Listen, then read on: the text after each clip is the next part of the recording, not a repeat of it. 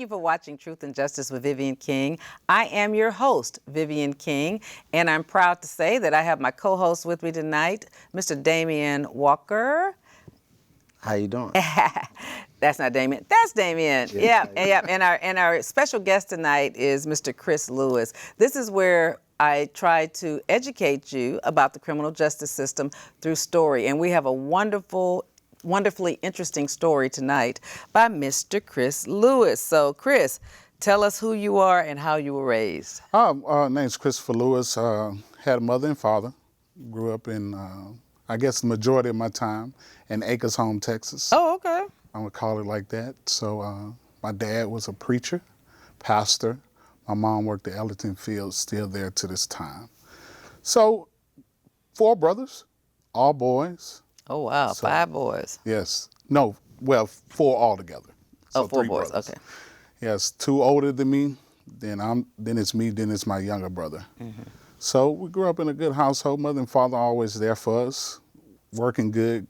Dad started off military police. Built us a nice house in Acres Home. Bought some land right across the street from my mom's mom, my grandmother. Grew up real good, especially in church. So, wow. Yeah, I grew up in church. So played football.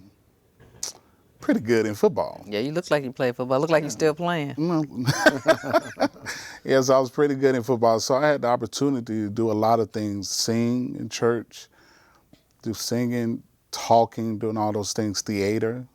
So I was a pretty good kid, as you could say, if you would go to judge on the particular things beforehand. I had everything I needed. I had a mother and father that was very concerned in my upbringing and what was going on with me. So I was pretty good. So tell me when trouble found you or you found trouble. Well, trouble found me probably in my junior year. Year of high school, going into my senior year. So with this particular time, of course, you know, I'm pretty well known at the school. But I'm hanging out with guys that are older than me, you know, trying to talk to a bunch of girls, doing all this stuff. But I'm already preparing myself. I say right now I'm at Aldine. I'm playing varsity football. I've been playing since my sophomore year. And my junior year was the first time I was actually just starting. So I'm starting. I'm getting the recognition through magazines in Houston of someone that could be looking forward to a good year in college. I had the opportunity of college letters that were on my wall like a pyramid. So it was not one school that did not send me a letter concerned about me playing. So when trouble found me, it found me going into my senior year. It was like a night I'll never forget. Was it summer? Yeah, summer. Summer. You know how they say the out of mind is the devil's workshop? Oh, my God. Yes, I do. So it was probably like one of those nights. I had a cousin come tell me like, hey, man, let's go hang out. I was like, nah, I'm going to chill. I'm not going to go. But never, I think about it now, you know, hindsight 2020. I look back on that night. I said, nah, I'm not going to go. But then I sat in my room and I was like, man, I should go hang out, man. Go hang out with the fellas. Nah, I'm not going to go. I should hang out with the fellas. Not going to go. Went, snuck out the house. Had to sneak out the house because I wasn't allowed to go. Snuck out the house, and one of the worst decisions. I say it's a dream deferred because I'm looking forward towards fields of football, but then I end up in the field of prison. So you got to think about it. Went out that night. Someone in the car, person in the car, it's 4 of us in that particular vehicle. Person in the car make a decision that he's going to rob. Did you know the person? Yes, know him very well. So he does the robbing, and then at the same time he does the killing. Oh, wow. I don't see the killing. I don't see it, but I hear it. And what do you mean by that? I heard the gunshot. Oh. So I hear the gunshot, me not knowing that in the state of Texas, if you know about something and you're there and you don't tell anybody, I was like, I did it. Mm-hmm. So regardless. That's not really the law. The law is the law of parties. Yeah. So you have to have the same intent as the other person. if you're merely present and you can prove you're merely present, you're innocent. The problem is when they see 4 black guys in a car, everybody's guilty, and they're guilty until proven innocent. That was the way things happened in 1994 when you got in trouble. Yeah. But if you can, when I was a defense attorney, I had many a young man joyriding in the car. Guys are out robbing. They go pick up another dude just to take him home, and he get caught up in what they were doing earlier. So, that's the defense lawyer's nightmare, is to try to prove that one boy did not know or didn't have the criminal intent to commit the act. Yeah. Even if you know, you don't have a duty to tell in Texas. You don't have a duty. The problem is, how can you prove when people just looking on the outside looking in that you didn't know that this guy's just gonna go rob? Because mainstream people don't think that, they think all black boys are bad. Yeah.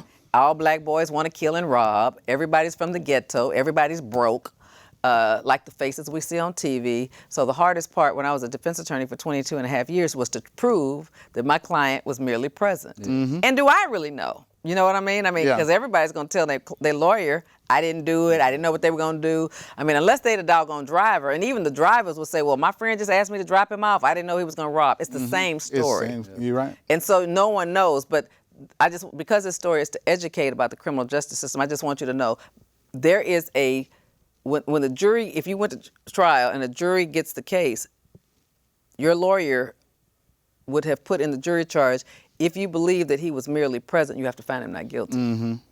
You have to make it, someone has to prove you made an affirmative act other than just being in the car. Yes. You either handed the weapon over to him, you were going to share in the proceeds of it when they robbed. You might have done anything, but your intent, y'all had an agreement that you was a lookout, if somebody came up.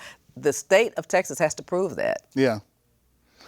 Yeah. But it's hard. Yeah, very hard. And I've had trials where I did prove it, but it is hard and it's prayerful. You got to be on your knees before you start a trial like that and try to bring out everything good the kid's ever done. It's a difficult challenge, but I was a lawyer. I took pride in not making people plead guilty to crimes that they told me they didn't commit. They had to tell me they did it. Yeah, and so just say, for instance, with someone being like that, someone getting killed, me never being in trouble before, never even knowing the law, to know about probably if I would have told my dad, he's a military police, it could have been you never something. Told him? No. When that particular crime happened. When the gun went off, take us back there. The gun went off. Gun went off. I'm immediately just like, how they say it, I'm imagining what happened. I didn't see it, but I'm imagining what happened. So we're in the car. He gets back in the car, and it's 2 of them. They both get back in the car because, like I said, it's 4 of them. It was my first cousin. Guy played quarterback at the school, and the guy played cornerback at the school. So all of us are football players. All 3 of them have scholarships going to college. Wow. The next year. I'm going into my senior year. All 3 have scholarships going into college. So they've graduated. They have graduated. What schools were they? Alding. No, I know one of them was Trinity Valley. And I can't think of the other. Okay. I can't think of the other. It's been so long. But all of them, like I said, all of them played. All of them were good. So when we got, after the gun went off, drove back home, dropped off, all of us had dropped off. I immediately just went in my room and I just started crying. Because I'm sitting up here like, man, because, of course it was the threat of not telling nobody because of what happened. Hey, I better not tell nobody because it's a possibility something can happen to me if I tell. So, hey, I'm going to keep it real. I'm not going to tell. It's not something, I feel like I'm not in trouble. Right. If you think about it, I feel like I'm not in trouble. So I don't say nothing. Little did I know those particular guys were going back doing more than one thing. Oh, wow. They were robbing a lot of other people, doing a lot of other Even things. After they killed somebody? Yes. Okay. And all of them are hanging around each other. Now, these are the same guys I hung around with, but I stopped hanging around them once that one particular incident happened. Right. It's no more, hey, Chris, want to hang out? No, I'm done. You're in an arena that I'm not trying to play in. So little did I know we're going into, like I said, it's the summer. So that whole summer it messed me up. It messed off my whole summer because I immediately retreated in. Right. So my mom and my dad recognized the change in me. They was like, Chris, you're not going nowhere no more. Then all of a sudden, I started having anxiety attacks because, you know, your mental has a possibility to affect your physical. I'm throwing up.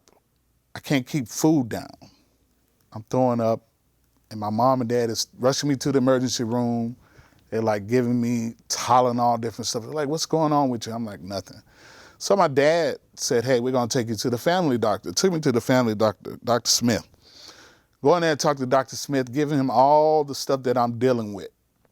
And he's like, okay. And then he reads the particular ailment that he feels that I'm dealing with. But the nickname for it was the devil's grip. Never heard of that. The nickname for it was the devil's grip. How old are you at this time? I'm 17. Okay. I'm dealing with the anxiety where I can't breathe. Like, it's because I'm just seeing in my mind what didn't happen, but what I feel like happened. Man, so say for instance, I'm my first year, going into my senior year, I go to school, and then, you know, I'm like, okay, I need to put all this behind me. It's just gonna be a secret that I'm just gonna deal with, not something I'm going to share. Oh man. So sure enough, me thinking it being a secret, they're out there living, doing what they want to do. I get a call where my cousin tells me, say, hey, you know them boys got locked up. They got locked up. And I'm saying in my mind, I said, all that stuff they've been doing? He said, man, it could be locked up for the night. We were with them. You were with them too. And I'm like, nah, that's not the case. That's what I'm feeling like. I said, that's not the case. I said, these boys are doing too much. I said, they can't get in trouble for that because, hey, nobody said they were going to talk. Second day of school on my senior year, I get a banging at the door. Boom, boom, boom, boom, boom, boom, boom. I'm hearing this banging. I look out the window. My first cousin stays across the street. They're banging at his door. I'm thinking it's just what I'm hearing from his door. Well, lucky, it was from my door too. I open the door, they draw guns on me. Chris Lewis, boom, boom, boom. Are you Chris Lewis? I'm like, yes, sir. Pull me out, they put me in handcuffs. Mom and dad wake up, come out. Chris, what's going on? This. I'm the shame. I'm the shame because they're like, we know you were in the car with him. We know you didn't pull no gun, but of course they told him I was there. So I'm like, if you know all this, you know I didn't have no gun, you know I didn't do no robbing, why, you picking me up like this? Immediately they charged me for capital murder. So, capital murder, they say no bond. I'm sitting up here, 17 years old, second day, going into my senior year, into a world I never thought I would see or even experience. They put me in lockup. They put me in, what's that one where you in there by yourself? SEG. They put me in SEG. When I'm 23 out of 24 hours, I'm in a room. And I'm dealing with that for 8 months. Now, for me, just saying I've never been in trouble before, and one thing, like they put us all in Time magazine. They put us all in the newspaper, all these kids with the football stuff, all that stuff, all the bad kids showing my dad's church. They did all that, just showing, the kids stuff. It was kind of like crazy. Now, I'm 17 years old, but I look like a grown man. Right, because you're big, yeah. I was a big kid, but I was a kid. So I'm in lockup for those 8 months, and that was crazy for me. So, and I think really that time gave me a sense of me finding out who I was and who I wasn't, especially through my relationship with God, in a sense. Because, I can't call on mom and daddy right now. They sit up here, they hire a lawyer. a lawyer telling me, oh, I'm gonna be able to get you off. Who was that? Fred. He's passed, but I can't think of his last name. It's Fred, I can't think of his last name. But anyway, he tells my parents I'm gonna try to work out, try to see if I can get him a bond. So I'm just praying like, God, I need a bond. I want to go home, So almost within those 8 months, I guess I stayed in county 9 months. Mm-hmm. Stayed in county 9 months. They gave me an $80,000 bond. My parents made it. Oh, wow. Yeah, so parents made the bond for me. I get out. And the crazy part is this. So the case is real big. Everybody knows. And now I'm out on bond on this capital murder, I had schools still wanting to give me opportunity. Wow. I had guys give me a call like, Chris, the school sends your tape. They still want to give you opportunity. They kind of know you. What position were you playing? I was playing running back. Okay. So I had a good friend, Paul Singleton. He was like, Chris, man, it's a school up here at Cisco Junior College. The guy wants to see if you still want to come to school. I get out of jail going into my senior year. My dad won't let me go back to school. He's like, of course you're getting all these death threats and all this different stuff because the victim was white. And so now all of us look like we did something to somebody of a different color. Man, he wouldn't let me go back to school. He wouldn't let me. He said, hey, you need to go ahead and get your GED. I'm like, Daddy, I got to get my GED? Like, yeah, I need you to get your GED. He said, that's the only way you got to move forward with that for you to go to college. I don't study for the GED, nothing. I just go in there till I get past it because I've been a good student in school. I've been doing what I need to do. I don't have to study for something I'm already supposed to know. I do that. I go enroll at University of Houston downtown, going to school. And then my friend calls me. That's why I'm out on bond. He's like, hey, the school still wants to give you a chance. And if you make it, they'll go ahead and speak for you, do whatever needs to do. Man, I'm going to Cisco Junior College with this stuff on my back without no issues. And I'm just going to school. Where's that school? It's up there, Cisco, Texas. Kind of by Ranger, kind of by Abilene. Okay. By Abilene. I'm going to school, so immediately I'm playing football again. And, I feel like I got the weight of my show on my back now. Oh, yeah. I got a lot of stuff that I'm dealing with. And how did you not go to court? Well, I did go to court. I was out on bond. I know, but I'm talking about when you went to college. How would you get home to go to court? Drive. I would drive down. They'd give me a date. Fred would say, hey, you got to be back at this time. My school understood. They were still willing to give me a chance. Wow. And I drove back. Whenever time they had a court date, I'm driving back. I remember October, I guess it's going to October 1996. This is the time when they gave my sentence. And they sentenced me and my cousin together because I did a PSI. He told me that was my best. You pled guilty to a crime you did. He said no contest to aggravated robbery. Okay. Through my lawyer. Mm-hmm. Said this is the best thing. They're going to go through your background. They're going to see it. Then they're also going to see how you're schooling. You're going through school. He said, son, you good. This is your first time ever being in trouble. You never been in trouble before. I'm like, okay. I'm thinking this is gonna work. Plead to no contest to aggravated robbery. And who was the judge? Caprice Cosper. So me and my cousin did the... that was a 339th. Yeah, 339. Did the no contest. So I remember that day. And my dad is, I'm tired of just coming back to court, coming back to school. Right. Weighing you down. I'm like, I'm ready for this to be over with. So it had been 2 years, right? Yeah. I'm telling my dad, I'm like, man, I hope this hurries up. I'm like, Daddy, man, I hope they go ahead and give me my probation, how Fred is steady telling me. I said, even give me boot camp if I need boot camp. I said, man, but, I'm feeling like I don't need prison. Prison isn't, he's not preparing me mentally. But I remember the DA, if I'm not mistaken. He had the curly mustache. Was it Rodriguez? No. Was he Hispanic? He was a white guy. Oh, that's Johnny Holmes. They had the curly mustache. Yeah, I mean, a few of the investigators and people mimicked him, but he was the elected DA. Yes. And I remember him, this is one time that I guess Fred was like, hey, they want to talk to you. And I went in with Fred, and he was like, I know you think your boy is a good boy. Yeah, he might be all right, but he has to do some time. And that's exactly what he told me. Mm-hmm. And I'm thinking in my mind, I'm like, this is like crazy to me. This is all I'm saying, thinking like, you mean to tell me I have to do time after you already know the situation?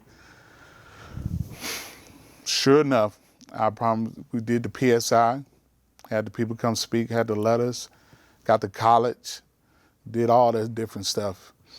And I remember Caprice Costa, she stood up my cousin first. She did all her talking, and they gave him a sentence. They gave him life. Oh, they gave your cousin's life? Yeah, they gave my cousin life. Wow. And she stood. Did he do the crime? He was there too. He just gave. Was he one of the ones that got out the car? No. Wow. Me and him stayed in the car. Me and him stayed in the car. But he had other crimes on him too that, okay. You know. So sure enough, stood him up, gave him life. She stood me up. She said, Mr. Lewis, she said, I just want to tell you, I know if I was to give you probation, I would never see you in my courtroom again. These are the words coming out of her mouth. She said, if I was to give you probation, I would never see you in my courtroom again. She said, you're a good kid. She said, you've gotten out. You went to school. You're doing what you're supposed to do. This. Said all those words. But she said, but you must be punished. She said, you knew what happened. You seen what happened. And you didn't tell anybody. You didn't do nothing. You just stood there with your friends and you just thought that, okay, I'm going to keep my friends back. She said, stood me up, she said, we sentenced you to 15 years in Texas Department of Criminal Justice System. Now, I'm not trying to be funny or just, change it up, but I've seen other cases on the same lines, but of the different, and probation has been given. Oh, yeah. You're right. But you mean to tell me a kid that never been in trouble, never even looking for trouble, sit up here, gotten out, and you see people still willing to give me opportunity. I understand now. I shouldn't have left. I shouldn't have left that night. I take responsibility. I did all that. I shouldn't have left. I should not have left. But man, you mean to tell me? Stood me up, gave me 15 years. Now your cousin got life, and you were there when they said it. Both of us together. What did you think at that point? And then you got yours right after that. So what type of wave of emotion was that? Because I was thinking that he was on probably get about 15 years. Because, of course, we're talking. We're thinking like, I'm probably going to get some time. I got 3 cases on me. You only got 1 case. Oh, he had 3 cases. Yeah. So you probably going to get probation or boot camp, something along that lines. I'm like, man, I can do that. No issue. I can do the 10 years deferred probation. No issue. I was like, I'm preparing myself mentally for that. So when I seen them give him a sentence of life, that was like, he's standing up right there beside me, and I look up at him, I'm like, he sits down, said, Mr. Lewis, stand up. And I'm just like, you just Stop. gave him a sentence. You didn't say a number. You said a word. And I'm thinking in my mind, and I remember they told me, hey, we can offer you 40 years or something along that lines. And I was like, 40 years? What are you talking about? That sounds crazy. This is what I'm saying. So I'm like, they're really about to give me these 40 years they were talking about. And then she stood me up. And she gave me the 15 years. So I start crying. But like you said, he's right there beside me. So they take us to the back, and we're both just looking crazy. But he looked at me, and right then, it gave me the contrast. He was like, hey, I got a sentence. He said, you got an opportunity to go home. He was like, look at, just changing the paradigm. So, I didn't want to receive it like that. Right. But of course it. that's what it was. 15 years, Texas Department of Criminal Justice System. Wow. Were you're what, 19 now? 19 years old. So, of course, I did a little time in the county before they shipped me off to Guards East. That's a rough place, right? Yeah, it was crazy, real crazy. How'd you deal with that? Well, of course, like I said, it was a change, but as Dame can probably tell, I'm a big dude. So, and I'm not a guy that's gonna start a fight, but I will fight if I need to. You know, I'm trying to refrain, because I'm thinking like, man, I get in too many fights, I'm gonna have to stay here longer than what And how tall are you? 6'1". So you're not that tall. You just thick. Yeah, I'm a lot bigger than what I am now, but at that you time bigger I or was smaller? I was a lot more muscular. Right. So I was like 6'1", 225 pounds. They called me baby Mike Tyson, because I'm coming in there just like that, you know. Muscles up. Muscled up. So I didn't have too many issues, you know, in that sense. But went to Gaza East, seeing all the crazy stuff, seeing all the change, you know. Prison for me was, you know how they say you can either become a product of your environment, you know. You start doing nice stuff, they figure you're being weak. You know, it's like different. If I become more of a giver, they're gonna feel like they can do more taking. Right. So it was just a different, you know, it really is a whole new world that, of course, I had to get used to.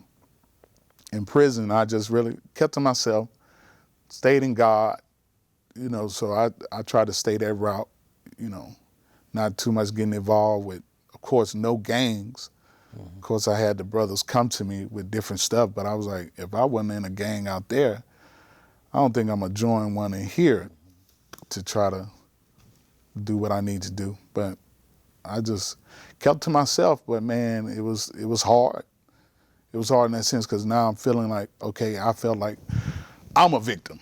Right. I felt like I was a victim. Right. Because not only in this sense, because it doesn't just affect me, it affects my father, it affects my mother, it affects my brothers. You know, it's not just me that's dealing with it, they're having to deal with it. That's what I was gonna ask you too, because I remember a lot of things that went on with men that had fathers while they were in prison. So my question is, what words did your father give you to advise you through that? But also, what lessons did you pull from your father when you were younger to kind of guide you through that process? Well, my dad was very strict. So with him being military, people wonder how I got big. It's like every time I got in trouble, I had to do push-ups. He didn't want to spank us so much. So, hey, I'm doing push-ups, 100 push-ups straight. Oh, my God. You know, yes, sir, permission to get up, sir, type stuff. So my dad was always strict in that sense. But when he seen me, and I remember me being in the segregation, you know, the lockup, they bring you to visitation with your arms behind your back. That's in Harris County Jail? In Harris County Jail. They bring you with the things, you shackle behind your back and shackled on your feet. Right. So you shuffling. I'm shuffling. Right. So shuffling. This is something, and I remember my dad and mom first come see me. And of course I got my head down. I'm not looking up. Shame, yeah, you shame. I'm not looking up. And I see him with tears in his eyes. And he's like looking at me. He said, son, he said, this is the time you gotta buckle up. He said, I know you don't want to look up and I know you're hurting. He said, hey, stand up. He said, stand up. He just kept telling me, stand up. And I was just looking at him, just crying. Just Right, yeah. So in that sense, I felt like I gave him the shame. You know, I was like, man, because the success of my brothers, you know, it's like we all got the same story, but I've done the detour from what I was supposed to do, you know, success in life. My brother Air Force, working good. My youngest brother makes it to the NFL, but following the dream that we had, playing ball together, doing all that. He does all this, but now you got a son that's in prison, you know, does all that, you know, that has to deal with that. So I felt there was a lot of shame, but he just told me, stand up. And I really took that from him. Then at times I felt like, okay, man, I don't need to even talk to my daddy no more because I'm shaming him, you know, in that sense. And I felt like, okay, he wouldn't come see me all the time. He wanted to or he wouldn't? He wouldn't come see me all the time. He wouldn't come see me all the time, and I kind of felt like, man, he's feeling it, you know, in that sense. But I remember I was telling my mom I was upset. I was like, man, Daddy not coming to see me, but I know he's seeing my brothers and stuff like that. Man, I'm through with Daddy. That's what I told my mom. She said, okay. She said, that sounds good. You know, you can do what you want. She said, but you know, you only have one father. And I don't know what it was. And when she said that, it just made me understand, you know, how it's affecting me is also affecting him. Right. You know, in the sense of, I'm the one that's, you know, in the prison. He's not. But he didn't expect that for his son. You know, somebody that was there. Because, you know, a lot of times people be like, okay, how was your childhood? Oh, man, I was out there selling drugs. I was out there doing that. I wasn't out there doing any of that. I had the opportunity to have a father there present. Even though he was hard. Oh, man, my dad was hard. And I guess because it's all boys, so he really wanted to establish his dominance when he needed to. And he did, but he was very hard on us. But like I say, and prison wasn't no joke. It wasn't no joke at all. So I always felt like I was away. And like Damon can even testify, you know, me seeing my brother play on TV. Ooh, that was, you were happy and then hurt at the same time. Yeah, because this is my baby brother. Then he comes to see me. He comes up there. What's his name? D.D. Lewis. He was at UT at this time. Oh, you played at UT first? Yeah, he played at UT. Then he went to the Seattle Seahawks, did all that. So, and I remember I was, first went to Garza Unit. Now, where's Garza East? Where's that? Beeville? Beeville. That's Beeville. Yeah, Okay. Beeville. I think I've been there once. Yeah, I was up there in Beeville. I think I was at Beeville probably a year. Mm-hmm.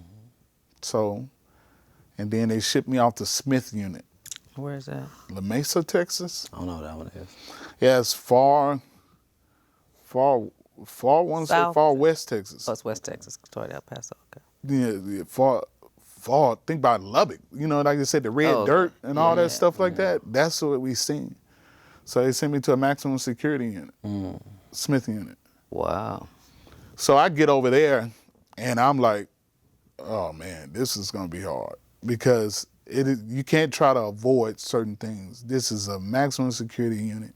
You're seeing everything that's going on. I'm immediately saying in my mind, either you're gonna do something along the lines to hurt someone or you're gonna find yourself getting hurt. And I'm just praying. I'm like, God, please get me back closer to Houston. Please get me, because it's 11 hours away from the house. Man, and I guess God heard my prayer. I promise you, and I was able to get moved to Central Unit. How long did you have to stay at Smith? I stayed at Smith, I want to say probably 4 months. Oh, that's good. 4 months. And then I went to Central Unit, and I remember me sitting And where's that? That's in Sugar Land. Oh, okay. I remember me sitting around the table, and the captain looking at my file, looking at me, looking at my file, looking at me. He was like, he said, who you know? I was like, what are you talking about? He said, okay. He said, God bless you. You're home. Because I'm maximum security. I'm supposed to be in maximum security. I'm aggravated robbery. Central at that time was like minimum. Mm-hmm. It was a minimum place. Got to Central, and like I said, just at Central, I tried to make sure I became a product of my belief, not my environment. That was my main thing while I was there. Not acting like I was there, preparing myself to get out. Would go speak, did the Toastmasters, did all those different things while I was there, really just preparing myself that, hey, this is not you, you're not here. Making sure that the environment just didn't overtake me. And I remember I spoke at Bridges to Life. Bridges to Life was one of the, I think, main programs that was like changing for me in prison.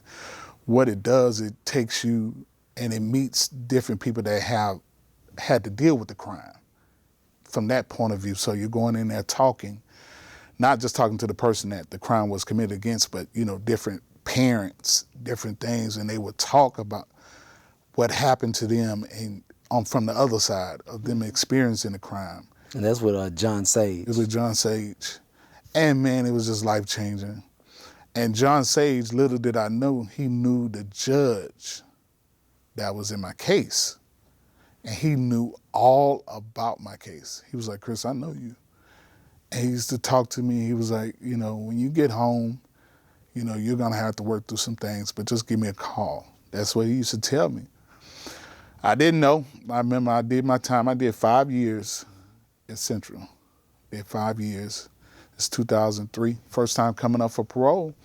I make my first parole. Oh, you did? Make my first parole. Wow. FI1. Make my first parole. Why do you think you got that lucky? I'm gonna say it's God. I can't say, because everybody else was telling me that I wasn't. Right. You think about my case. You just think about everything in my case. Right.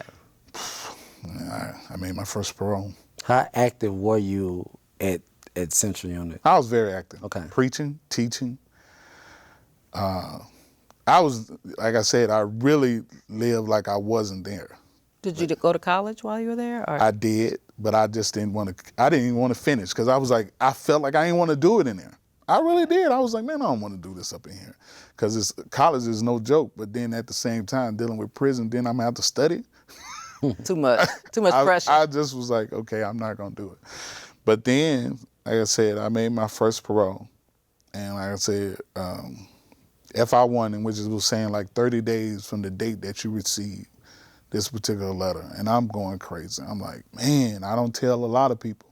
So only a couple of people know, because at the same time, you'll be excited about something, but someone would try to make sure you don't go home. Right. You know, I make my first parole, and thank God I go home. But one thing you know how they say they're preparing you for society, but society really isn't prepared for you. Right. I get home, and you know how they talking about filling out for jobs and doing all this thing. You ever been? Yes. And bringing that up. And one of the hardest things was like getting a job. Mm-hmm. But I remember it's 3 months of me being out. John Sage said, hey, Chris, I have an event I want you to come speak at. It's at Hotel Derrick. He said, man, it's just about some of the fundraisers I have, but I really want your story to be told, you know, about the things you've been through, and, you know, and how it's changed you. I went and spoke. I didn't know. There were about 1,500 people at Hotel Derrick. Just went and spoke. Did the speaking thing. Little did I know who was in the crowd. Philip Agaris was in the crowd. He was the VP of the Houston Texans football team. And so my dream was always, you know, playing football. I have a younger brother playing football, but that's still not me. Right. You know, I go to his Super Bowl and stuff like that. But man, Philip Agaris was in the crowd, and he heard my story. And so Mr. John Sage calls me this 3 months home. He says, Chris, you have a job? I was like, nah, I've been looking. I said, man, I've been trying hard to try to find a job. He was like, you want to work for the Houston Texans? I was like, what? I said, what you say? He said, do you want to work for the Houston Texans? And that's this John Sage you got saying this? That's him telling me, because him and Philip Agaris are good friends. And I'm like, yes, this is, you know, this is 2003. Right. Just got here not too long. And I'm like, man, you mean to tell me I'm supposed to work for Houston, Texas? He said, yeah, you got to go do the interview. Go do the interview. I do the interview with Charlie Casserly. They know about all my background. They know about everything. And they just like, hey, we want to give you a chance. Man, I remember like yesterday, it's like one of those times where it's like going crazy. So first I'm working in their marketing department, you know, working in the marketing department. And they're like, Chris, you want to do football operations? And I'm like, what's football operations? They said, man, you'll be with the team more. You'll be on the field. You do all the different stuff like that. So you got to say, man, I'm 3 months home, dealing with everything that I dealt with. And then now I'm working for the Houston Texans. And the Texans had been about 3 years in Houston, right? This was, when did they get here? It was 2000. Was it 2000? I think it was 2000. Because I can't remember when they had gotten here. I don't really remember. Yeah. I can't remember, but it's 2003. David Carr. I remember David Carr, a couple other guys. But I remember me sitting on the sideline, and this is the vice president of the Houston Texans. He comes up on side of me. Because I believe, like, you know, God has a way of doing things in your life. Sometimes, like, I'm thinking I was gonna never make it to this side. You know, you got to think I'm dealing with the solitary, the mental of it, and everything else. And man, I'm sitting on the sideline, and he comes, puts his arm around me. He says, Chris, I know you didn't think you were going to make it here like this. He says, but you're here. Oh, wow. And man, I just put my head down. And I'm I know crying. tears. I know you're crying. I know you're crying. Yeah. Because someone gives you give you a good understanding of it. Right. And I'm like, everything that I've been through, but God yet God still blessed you. still blessed me. And man, I worked for them probably for 6-7 years. 6-7 years doing that, just being on the field, being on the sideline. Getting those checks. Yes. But see, that's the thing. Like a lot of people don't realize, you don't make a lot of money. No. I thought I was on, you see these guys making these millions. Yeah, but that's just a few. Yeah, but I'm sitting over here. But it's still, I mean, it's a job. It's a job. I mean, you made the same as you would have made if you worked somewhere else. I So. know it. I'm doing 100-hour weeks though. Right. So but what else do you have to do? That keeps you out of trouble. You're on parole. Yeah. And then I had gotten married, so it was kind of difficult in that sense because I'm walking around looking like a football player. But you're not a football player. I'm not a football player. And then so with the sense of me putting football first and family second, just wasn't a good thing. So that marriage didn't work. Oh no, I'm still married. Oh, you still married to the same but person? It was issues. It was very much. It was very much issues. Well, good. I'm glad you're still married. Yeah, That's still good. married, still to my lovely wife. But it was very much a lot of issues because, hey, I'm putting football first again. Right. And Was it someone you already knew before you went to prison, or you met her afterwards? yes, it was. What, really? Was it like your high school sweetheart? It or was what? my high school sweetheart. What? She waited for you for 7 years? Well, yeah. Well, we weren't in a relationship. That's the just thing. knew her. I see. I'm saying she was my high school sweetheart. When I had got locked up, I totally cut off everything because I was like, I don't need a girlfriend in here. I know that's right. There's no way that I can be really involved in a relationship. Right. Because I can't be there presently. Right. So when I came home, I didn't tell her I came. She didn't know I had made it home probably to about 6 months after I had been home. Wow. Yeah. So she probably didn't know 6 months after I'd been home. Wow. Yeah. And y'all hooked up. But tell us about the experience with 6 years with the Texans, though, 7 years. Did you get to travel with the team? Or Yes, just I home did. games? I did the travel. I did the home games. I even did the training camp. You used to have to go stay in the training camp. I did the Battle Red Stampede. I did the cheerleader tryouts. I did a lot of different stuff. I see why your wife was mad at you. It was a lot of different stuff. So it was good. But then I understood, like, it was like these hours are no joke. It's 100-hour weeks. I'm going picking up players from the airport. And I remember, I think the first year I was there, Dante Robinson had just got it drafted. The cornerback, the small cornerback out of South Carolina. Man, I get up there to the airport and I walk over this guy 3 to 4 times because of his size. He's little? Yes, he's like 5'8", 5'9", but this is their first round draft pick, and I get a call like, Chris. You hadn't seen his face? I mean, you'd seen his picture. I seen right? his face, but it just didn't look like He looked like a little bitty dude. On TV to see him in person. To see him in person, and I'm walking past this guy, and they're like, Chris, and I have the Houston Texans shirt on and everything, and I'm like walking through the airport, and I see him, and I just keep walking past this guy. But sure enough, I get a call like, Chris, he's over there. I pass him up like 3 times.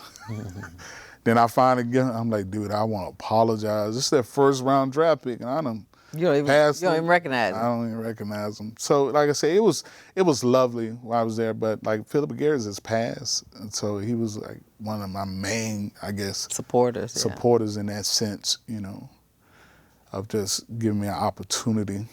So I enjoyed it. I enjoyed all the games. I enjoyed all the travel with the team.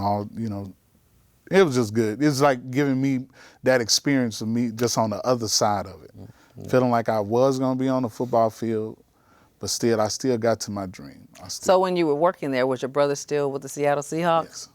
So did y'all ever get to see each other when y'all played? They ever play each other? I don't think they ever played each other during that whole time until later on. Wow. Yes. Yeah. Wow. But like everyone knew, of course, that was my younger brother. So, you even had players that knew about, my story and different stuff of that nature. Because like when I came home, my brother was like, go ahead and try out for football again. I was like, nah. I said, I can't do it, man, because I already know what it's going to bring with it. Mm-hmm. Of course, always talking about what happened at 17 years old. So. And now you're 24. And now you're about 24, so you're a little old for the game. Yes. Not too old, though. Yeah. I mean, 'cause kids get out of college 22, 23. So, so what job did you do after that? Well, I started driving trucks. Okay. I've been doing chemical trucks, driving a hazmat, doing the chemical trucks, and that's another thing too. You know, being able to get like my TWIC card and my hazardous, and then you got to have security clearance. And I remember the board contacted me when I first applied for it, and they wanted to hear my whole case. They heard my whole case. It was like, hey, we're gonna give you opportunity. And I'm like, because a lot of people right now, they be like, Chris, how you got your TWIC card? How you got your hazmat? How you got all this stuff like that? And I know it was nothing but God, but these people gave me an opportunity. Plus, you had a 6 or 7 year track record of working. Yeah. So that you were responsible for that. That helped. They gave me that opportunity. And so that's what you do today? Been driving trucks, and then at the same time, just been at the church. Been at the church, preaching, teaching. Now, which church is that? Harvest Point Fellowship Church in Pearland, Texas. Okay. Now, how did you get to that church? Well, like I've been preaching, so I accepted my call in the ministry at 19. And I've been preaching, teaching, doing it since then. But I've been preaching. So when I got home, of course, got right back into church, doing the preaching and teaching, and different ministers around me doing all this stuff. And one of my good friends was like, hey, man, I'm getting ready to plant a church. Hey, man, I want you to come with me. And I was like, first I was kind of hesitant. I was like, because I stay in Cyprus. I was like, dude, are you talking about passing up all these churches just to go to Pearland? But went there, and it was like being able to see people my age, families there. It was just good. It was just a good feeling. Went there preaching and teaching, but then a need came about, so came to worship pastor over there. Did the seminary. Right now, we like I was telling Damien, we have Harvest Music Group. They made me the COO. Oh, great. Of Harvest Music Group. So church is just doing. It's just been excellent. Really enjoying myself there. Thankful for God for what He's done. Like I said, I kind of recognize, the reason why I went through so many things. You do? Yes, because a lot of times your story, sometimes you experience stuff not just for you. Right. It's for the sake of someone can understand that if God brought you through it, He could bring me through it. Right. So in that sense, I've seen the things that God has done in my own personal life, seeing Him making ways out of no ways. And so, I try to share that message along the lines, go back into prisons, still been going back into prisons, talking. Got my volunteer thing, being able to go back in. Been going to different units, been to Darrington, been to Central, went to a women's unit. I can't think of the name of it. In Dayton? The one in No, not in Dayton. It's kind of with an L. Lynchner? Something like that. Not Lynchner. It's one. It's me and Ronnie went, but I just, like I said, trying to be active, letting people being able to see that if God can do it for me, because I didn't know I was on TV. And I remember Anthony Davis hitting me up. He said, man, Chris, we seen you on the sidelines at the Texans. And it's crazy for us to be able to see you on the sidelines and we know where you came from. Now, who was Anthony Davis? Good friend of mine when I was in the joint. Okay, and he seen you. So he saw you from prison? Yes, he seen me on the TV. He was like, the guys in the day room went crazy. Like, I know him. Hey, Chris, what is he doing? All this stuff like this. And just to see, like I said, I was just there with the guys. Right. And you tell me 3 months later, wow, I'm on the TV. Now, our connection is that when he got to Central Unit, I was there. Mm-hmm. So his entire 5 years, I was able to spend those entire 5 years with him. Wow. Yeah. So I don't know if you remember, I was one of the people that you told you made parole. Mm-hmm. And it was unique because the way that you came to me, because it was singular. You didn't tell me in a group. Yeah, I didn't. Yeah, he came to me, hey, bro, I made parole. I'm going home. Because you have to protect it like that sometimes. You want to make sure that, nobody's trying to do anything to keep you there. And I always tell Chris was a choir director in the prison. Mm-hmm. So he was a leader It wasn't the fact that he was just there doing his time and standing out the way and doing things for himself. He was a leader. He was as understanding what your father did. Now, that's what you did, because he wasn't a person that just accepted anything from the people that he was leading. And I can remember certain instances where he would be kind of difficult with certain people. And even me not growing up in the church and seeing Chris operate in the church, it was like, he's kind of different. That's why I asked him about his father, because men in prison that grow up with their father, they're a different breed in prison. And you were one of those guys that had a different approach. Appreciate it, Dan. Wow, that's great. So we got 6 minutes, so let's talk about something else. Let's talk about just any interesting story that happened when you knew him over those 5 years in prison, and how y'all kept in touch now. So I would say one of the things what he taught me when I was trying to come to God, because I didn't grow up in church or anything like that. So we were sitting in a Bible study. They had just built a chapel, because we used to worship in a gym that was condemned. So then they built a chapel through volunteer money. So we were sitting in Bible study, and I was trying to change, because Chris and I are close to the same age, but I was still kind of, I wasn't where he was at. I was in another circle when he was in his good circle, we used to play basketball and work out together. But I was sitting in church, I was sitting in Bible study, and I was trying to get what the Bible is, because I just didn't understand. And I didn't want to do the things that I was doing before. And he was sitting, I was sitting, and I would always sit either at the back or I sit against the wall. I don't care where I'm at. If I have a choice, I'm sitting in the back so I can get out, or against the wall so my back is against the wall. And he was sitting right next to me. And Anthony Davis, he was doing a Bible study, and he said something, and I had the Bible out, but I didn't know what he said. So I said, Chris, so what that mean? But what he did was, true story, he said, what do you think it means?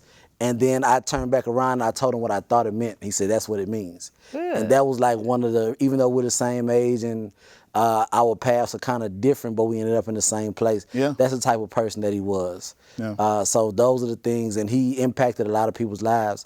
I don't know when I came home how we had connected. Of course, it was Ronnie. We did the thing together where everybody, that's one thing we've done.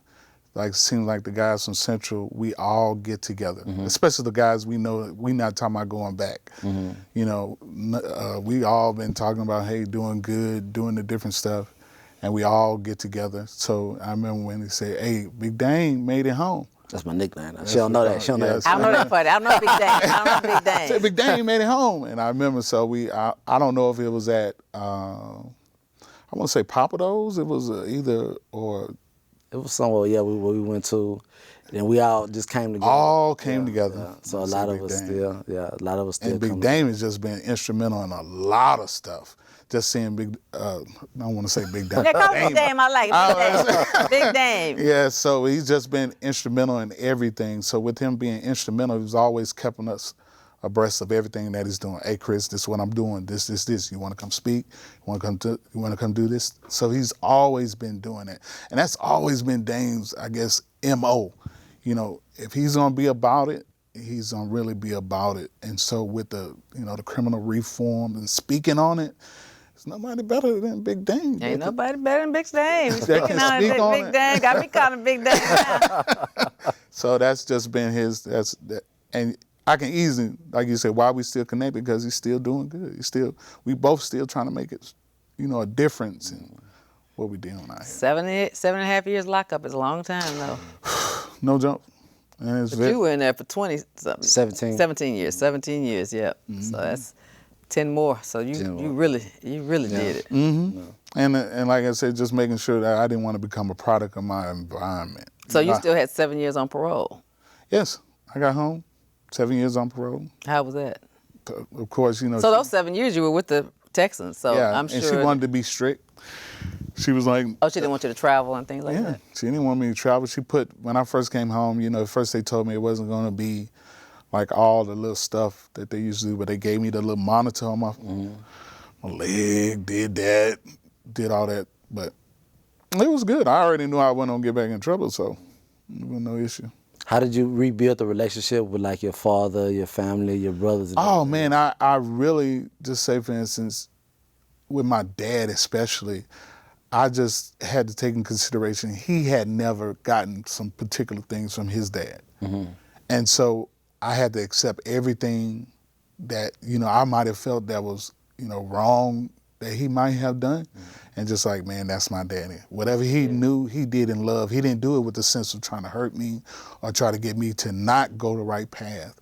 And then just be very acceptable, because now I have 3 kids, so I can kind of see how it can be read differently, because he was telling me different stuff. My dad told me many times, if you keep hanging around them boys gonna try to get you in trouble. These are my dad's words. He's telling me this. He said, them boys really don't like you, Chris. His word, my daddy don't know what he's talking about, but he did know there's nothing new under the sun. There's certain things that he saw, he knew, but I didn't pay attention to it. But he's still good. I still love my dad. Well, we got 1 minute, and so our hour has come to a close. So, Christopher, let me just thank you for sharing your incredible story and just making it through that. It sounded like it was horrible, but you sound like you never did a day in prison. I know the scars are there. I know it's hidden underneath there. And I know you carry it with you and you've learned from your experiences, but I'm so proud that you were able to overcome. Yes. Because one of the things I want to do is educate through story, but also show how there is life after prison. Yeah. I want to encourage young people, their mothers, their wives, their girlfriends, their family members who are sticking with them through that process, that you can find a job. It's hard to find a job because you didn't do the right thing, or you got caught up into the wrong thing somehow. But yet you still can overcome. You can still work, you can still be productive, have a family. It's not over. But hopefully, young people watching, you will not make that mistake. You will not have that one fateful night when you get in a car when you know you shouldn't have gotten in the car. But if you didn't do it, you got to fight it as best you can and just try to make this system work for you. And just thank you for telling people your story. And Damon, thank you for telling yours and for bringing Chris here to tell this story. So I appreciate you sacrificing. I think we get better as a society and as a person as we uplift and tell our stories to other people. Yes, ma'am. Do you agree? Yeah, you overcome by the word of your testimony. Yeah, absolutely. And what do you think? I agree. All right. So I just want to tell you out there, thank you for watching Truth and Justice with Vivian King. Hope you enjoyed this very interesting story about a dream deferred. Good night and see you next time. Thank you for tuning in again. Tonight we have something really good, a hot topic in the news this week. He's been charged with crime. This is a show where I try to educate real stories.